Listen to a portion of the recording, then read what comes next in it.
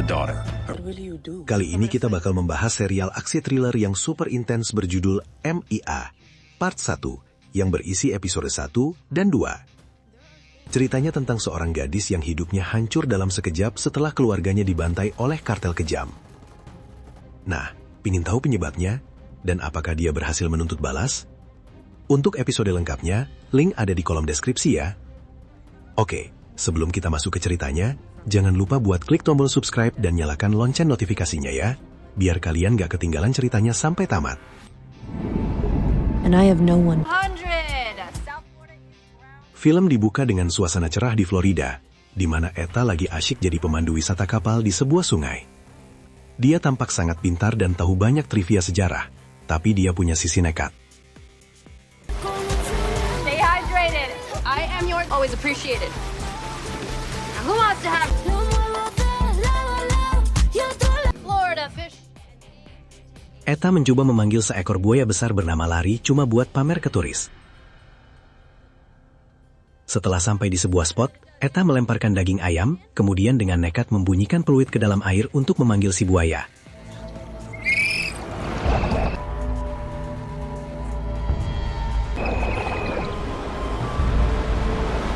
Sayangnya buayanya tidak muncul-muncul, guys. Aksinya itu akhirnya malah bikin para penumpangnya ketakutan setengah mati dan ngomel di kantor meminta Etta dipecat.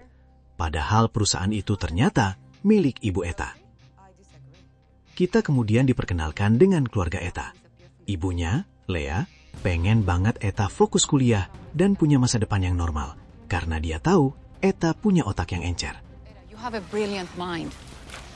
Don't know what I want to do. Tapi ayahnya, Dan, beserta dua saudara laki-lakinya, Nathan dan Wyatt, sebenarnya menjalankan bisnis gelap. Mereka terlihat lagi memodifikasi kapal supaya bisa melaju rendah di air, sebuah trik supaya tidak gampang terdeteksi saat membawa muatan berat. You do if you want it sitting low in the water. Etta sebenarnya pengen banget dilibatkan dalam bisnis keluarga ini, karena dia merasa bosan dan butuh petualangan. One out of life.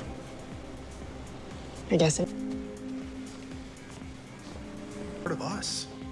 In a month she'll be going to school.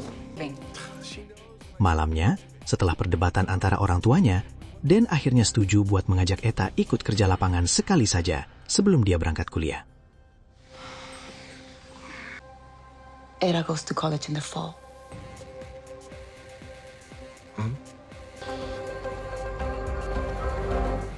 Subuh-subuh buta, Dan membangunkan Etta buat jadi kru kapal. Sebelum berangkat, Lea sempat memberikan sebuah kalung batu Tiger's Eye milik neneknya sebagai jimat perlindungan buat Etta. Thanks, Mom. I don't hate her. I just can't talk to her anymore. My mother said we'll look at it and think of her. Go.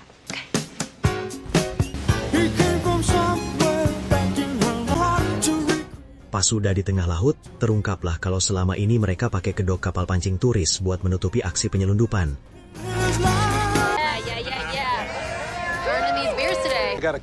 Dengan alasan mesin rusak dan memindahkan para turis ke kapal lain supaya kapal mereka kosong dan siap mengambil barang.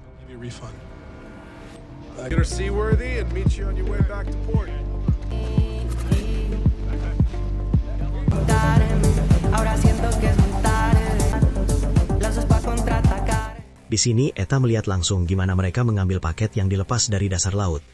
Bukannya takut, Etta malah terlihat sangat menikmati adrenalin dari pekerjaan ilegal bapaknya itu.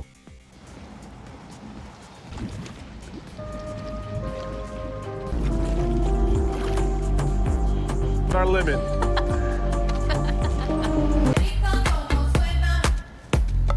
Setelah selesai memuat dan menyembunyikan barang haram itu, mereka kembali lagi ke posisi kapal lainnya untuk mengangkut kembali para turis tadi.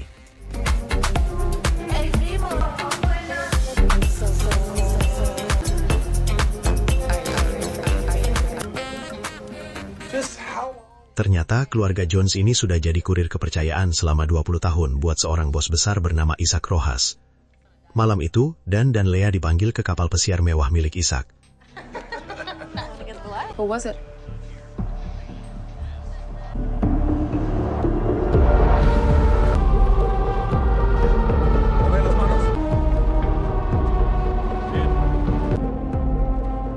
Ishak sendiri kondisinya sudah sangat memprihatinkan karena sakit diabetes dan harus cuci darah, sehingga dia memutuskan buat mengakhiri hidupnya dengan bantuan medis malam itu juga. Ishak ternyata memanggil mereka untuk memberikan hadiah, 1 tas penuh uang sebagai ucapan perpisahan terakhir kalinya. For the day. Yes. Thank you. Bye. But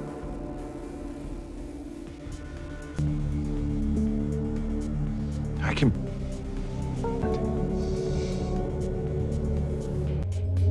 How does it work? Sebelum meninggal, Ishak memberikan wejangan terakhir kepada 2 anak laki-lakinya, Matteo dan Samuel. Dia memuji kerja keras keluarga Jones yang selalu bisa diandalkan. Ishak juga memperingatkan anak-anaknya supaya tetap kompak, jangan ganggu adik perempuan mereka, dan tetap waspada terhadap Elias, algojo mereka yang sangat dingin. Ishak bilang kalau suatu saat Elias sampai menunjukkan rasa takut, mereka harus langsung menghabisinya sebelum Elias yang balik membunuh mereka. Put a bullet. How did he get a sore on his foot? No. Setelah Ishak meninggal, suasana bukannya makin tenang malah makin mencekam. Elias, anak buah kepercayaan Ishak, ternyata memang sadis. Dengan diselimuti kemarahan, dia membunuh perawat ayahnya secara brutal karena dianggap lalai. Si perawat dimasukkan ke dalam peti Ishak untuk dilarung bersama.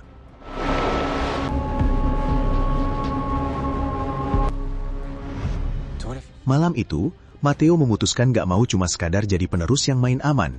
Dia pengen keuntungan lebih besar. Profit margin. We deal drugs. Sure there is. Mateo Rojas, Mr. Jones. I just texted your GP. We planned weeks out. Besok paginya, dia langsung menghubungi Dan memaksa keluarga Jones melakukan pengiriman besar malam itu juga secara mendadak. Dan terpaksa setuju, meskipun Lea sempat berdebat keras karena dia merasa Eta nggak punya insting pembunuh yang dibutuhkan untuk situasi berbahaya seperti ini. Transfer has to be fast. A grown woman. What she doesn't have is a mother who believes in her. She's not like the boys. She's in the business. What if she liked it?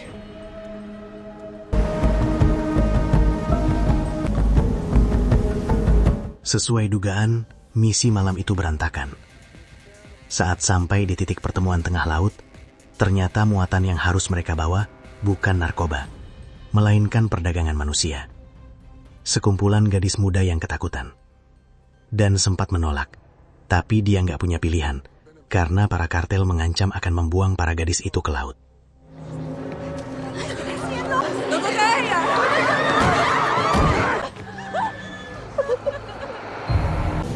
Di tengah perjalanan balik, tiba-tiba pihak DEA muncul dengan helikopter dan memerintahkan kapal untuk berhenti. Dad! Order to stop your engines and prepare to be boarded. Is that Mom? Gak lama kemudian, Lea muncul mengendarai kapal cepat, melakukan aksi nekat dengan menjadi umpan. Dia memacu kapalnya yang sudah diisi air, supaya terlihat berat seperti membawa muatan. Sehingga perhatian DEA teralih kepadanya, dan membiarkan Dan serta anak-anaknya kabur. Karena Lea menolak menghentikan kapalnya, akhirnya DEA menembak mesin kapal. Gak lama kemudian, Lea memompa keluar semua air dari dalam kapalnya, yang bikin DEA sadar kalau mereka sudah tertipu. Di saat DEA lengah, Lea langsung menyalakan mesin cadangan, dan menghilang dalam kegelapan. Kekacauan terjadi di kapal utama. Para gadis yang mereka bawa panik dan meminta kejelasan nasib mereka. Where are you taking us? Tell her to shut up. No, I'm so... Eta yang kewalahan akhirnya bertukar posisi dengan Dan. Eta yang mengambil alih kemudi akhirnya memutuskan untuk membantu para gadis itu. Eta sengaja membuat Dan jatuh ke laut, lalu memacu kapal secepat mungkin menuju daratan.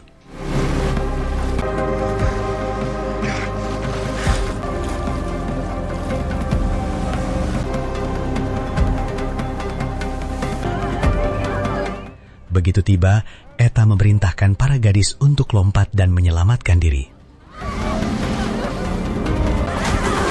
Dan yang diselamatkan oleh kapal satunya lagi hanya bisa melihat dengan pasrah. Sementara, para gadis yang dimuat di kapal itu juga berinisiatif untuk melakukan hal yang sama.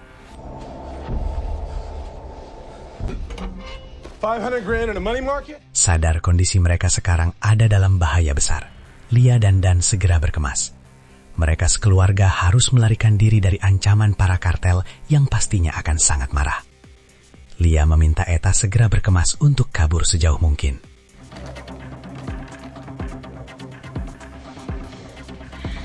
Tapi Eta pergi ke kapal wisatanya dulu untuk mengambil kalung pemberian ibunya terlebih dulu.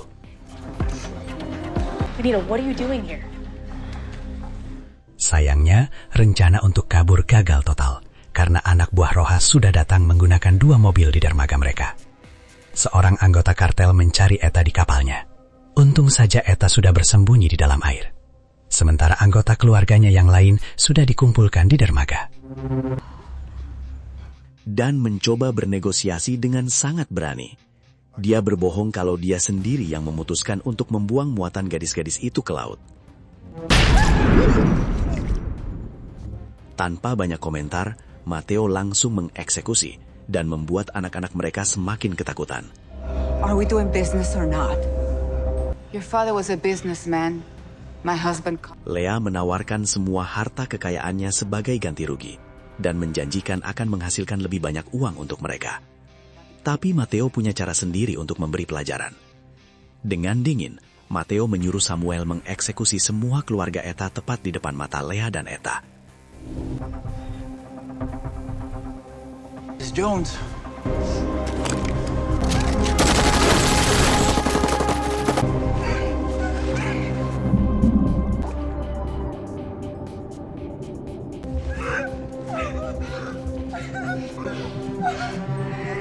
Puncaknya, Lea pun ditembak mati di tempat, meninggalkan Eta yang hancur melihat seluruh keluarganya dibantai dalam sekejap, sebelum akhirnya mereka membakar habis tempat tersebut.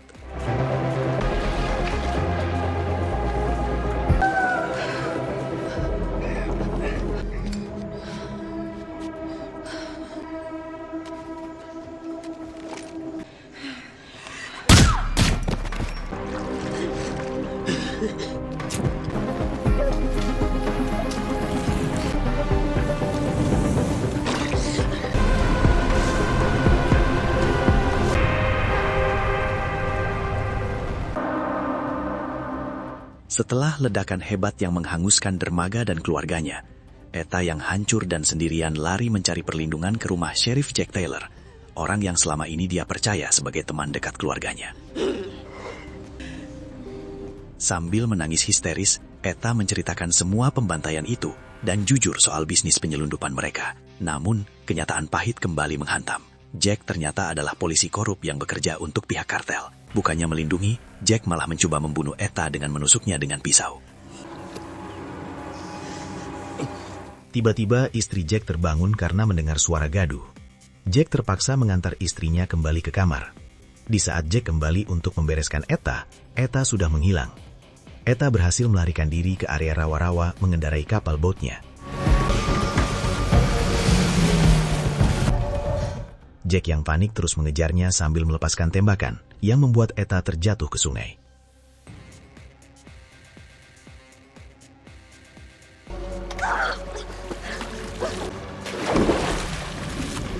Di saat terpojok, Eta menggunakan satu-satunya keahlian yang dia punya. Kemampuannya memanggil aligator menggunakan peluitnya. Jack yang meremehkan siulan itu akhirnya tewas mengenaskan setelah Larry akhirnya muncul dari air dan menyeretnya ke dasar rawa.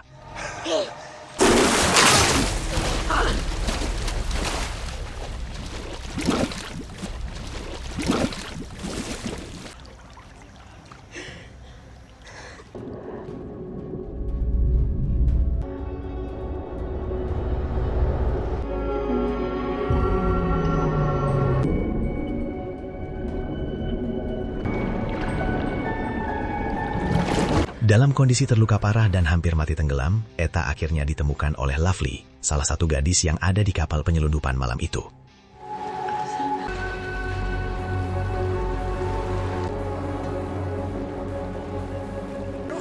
Lovely merawat luka-luka Eta dan membantunya bersembunyi dari kejaran petugas imigrasi, ICE, yang sedang melakukan operasi besar-besaran di wilayah tersebut.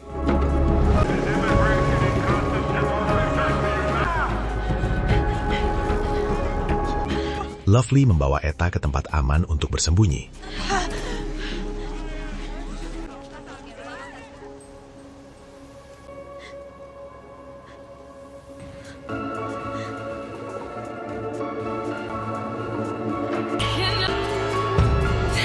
Tetapi Eta dengan sisa tenaganya terus berjalan sampai ke jalan raya dan pingsan di sana. Di saat itu, Lovely kembali bersama pacarnya membawa Eta ke dalam mobilnya. Ternyata sekarang mereka berada di kota Miami.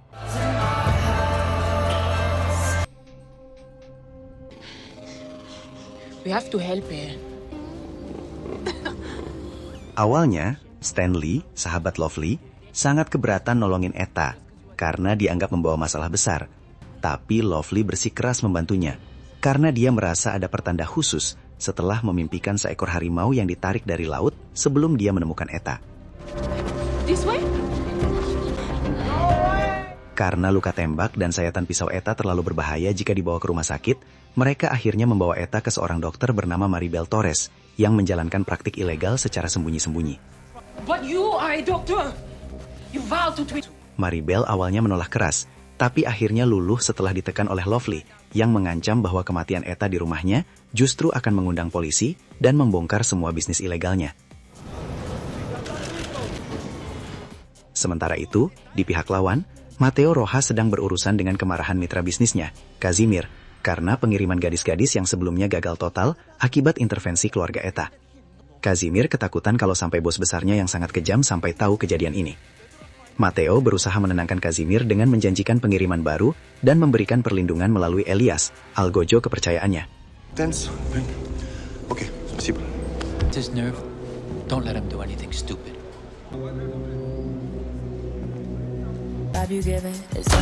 Mateo pun mulai memperkuat posisinya dengan mendekati saudara perempuannya, Caroline, seorang pengembang properti sukses yang membantu mencuci uang hasil bisnis haram mereka.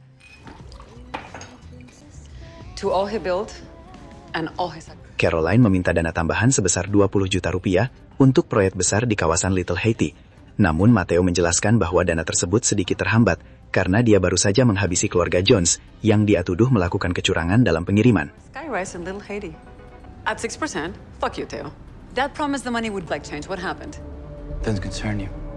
Cleans your money, so guess what? It does concern me.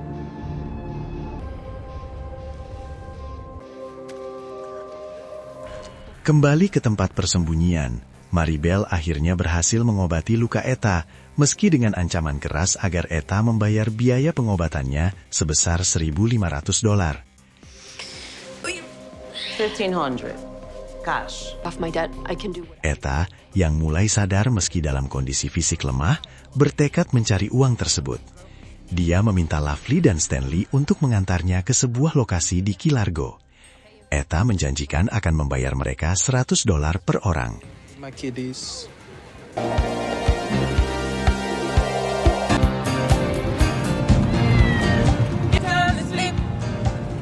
No.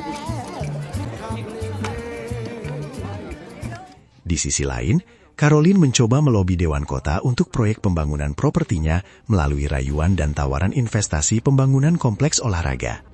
Namun, usahanya menemui jalan buntu karena Dewan sudah memberikan hak pembangunan kepada pihak lain, yaitu Greystone Developers. Their neighborhood. Oh, Looking to build? I haven't asked. Made the decision. The Greystone developers have won the bid. Eta akhirnya tiba di rumahnya yang sudah habis terbakar. Dia terpaksa harus menyelinap untuk masuk ke rumahnya karena area rumahnya sudah digaris polisi dan dijaga beberapa petugas. Didn't burn. All right, park up there. The other side of this too if I don't pay that back alley dog.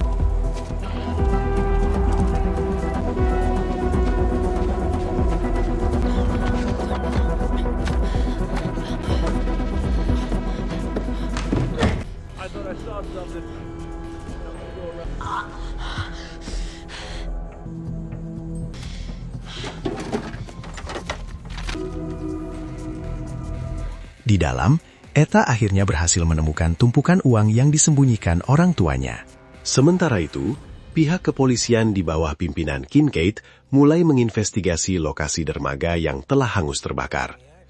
Kincaid, yang sebenarnya memiliki agenda terselubung, bertemu dengan rekan lamanya, Isabel, untuk meninjau tempat kejadian perkara. Mereka menemukan sisa-sisa bukti perdagangan narkoba yang menguatkan dugaan bahwa keluarga Jones tewas karena terlibat dalam bisnis kotor. Out to Florida.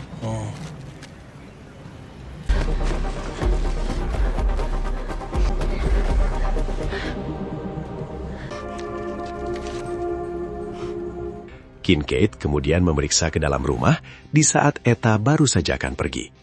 Etta terpaksa bersembunyi sebentar di dalam lemari, kemudian menyelinap keluar dari pintu belakang.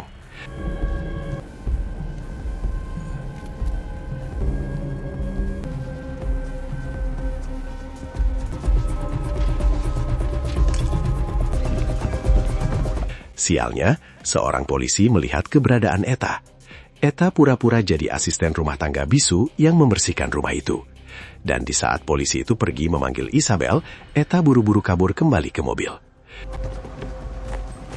Hey, stop! Said a girl worked for the Joneses.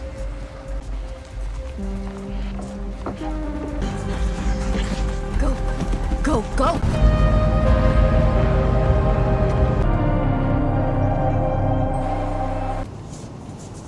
Di dalam mobil, Etta memberikan uang yang dia janjikan untuk Lovely dan Stanley. How long have you been in my... I'm really... I have walked through shit.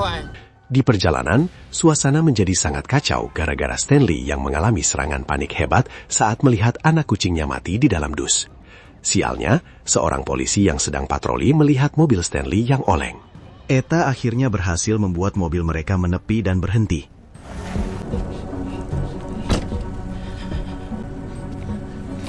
You know what you did back there? Or speed. Dia kemudian menjelaskan apa yang terjadi ke polisi yang memberhentikan mereka. Ternyata Stanley memiliki penyakit mental dan mengalami serangan panik hebat karena trauma masa lalunya. Beruntung, Etta yang cerdas dan tenang berhasil menenangkan Stanley dengan menyanyikan lagu Sailing yang sering mereka dengarkan. Sebuah teknik yang dia pelajari dari film dokumenter.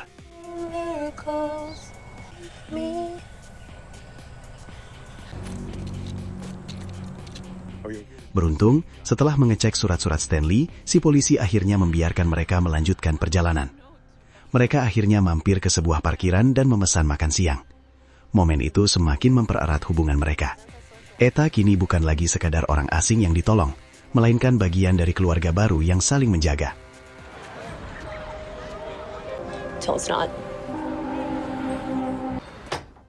Gak lama kemudian, Etta kembali ke klinik Maribel dan membayarkan biaya berobat yang sudah dijanjikan. Maribel pun berjanji tidak akan memberitahukan orang lain tentang keberadaan Etta. Thank you. Di saat yang sama, konflik internal di kelompok Matteo meledak. Kazimir yang lagi asik menggunakan barang terlarang sampai fly dan mulai panik dan curiga kalau Matteo memasang kamera pengawas di kantornya setelah melihat lubang kecil di dinding.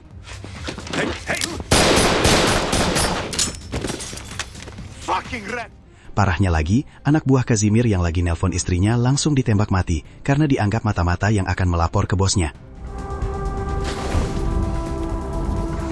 Alias yang merasa terancam, dengan sangat dingin dan tanpa ragu, membunuh Kazimir di tempat, sekali lagi menunjukkan bahwa dia adalah aset yang paling berbahaya bagi keluarga Rojas.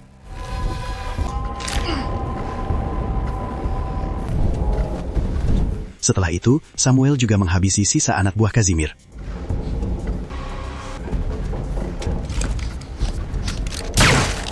Setelah mengeksekusi Kazimir, Elias kembali ke markas dan memberikan laporan kepada Matteo. Hubungan mereka makin tegang. Matteo merasa Elias bertindak melampaui batas. Seharusnya dia yang mengambil keputusan menghabisi Kazimir. Sementara Elias menegaskan kalau tindakannya adalah demi melindungi organisasi. Matteo mulai menyadari kalau dia memelihara seekor anjing yang terlalu berbahaya untuk dikendalikan. Namun, dia masih membutuhkan kekuatan Elias.